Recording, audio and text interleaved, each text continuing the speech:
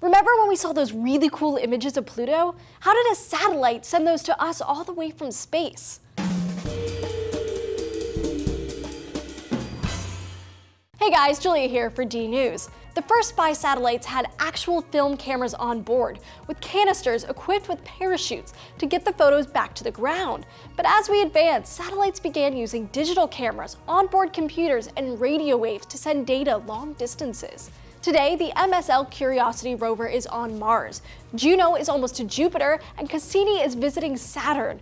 All of these missions are constantly sending data to scientists back on Earth. But how?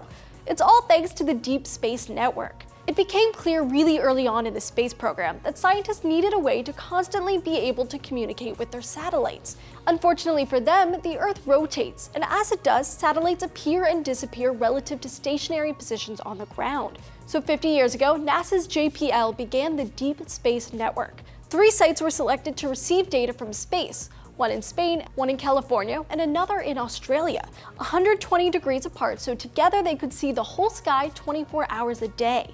On each site, an array of massive satellite dishes ranging from 24 to 70 meters in diameter were constructed. This is the most powerful and sensitive communication system in the world. The 70-meter antenna is able to hear, quote, a whisper from 1 billion kilometers away.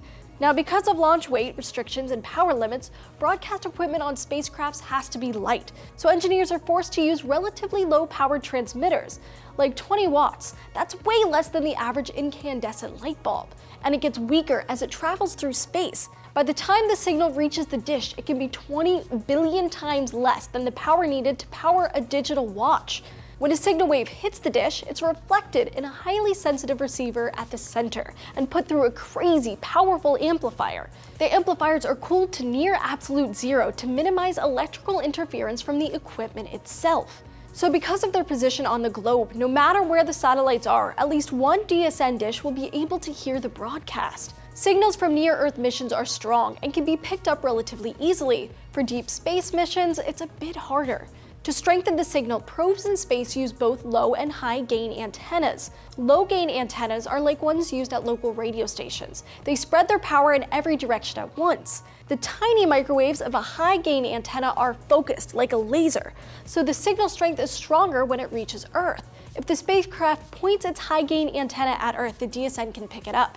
The Earth-based antennas also have to move here on the ground. High-gain antennas are extremely directional because you don't want to lose a data stream. So the ability to point directly at what we're trying to communicate with is super important. But even if the spacecraft is not pointed at Earth, the DSN can still see the low-gain signal.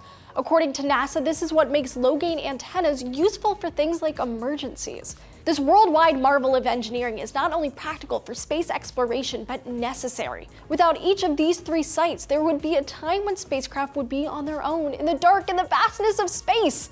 The Deep Space Network lets them phone home whenever they need to, and you can see this communication happening right now.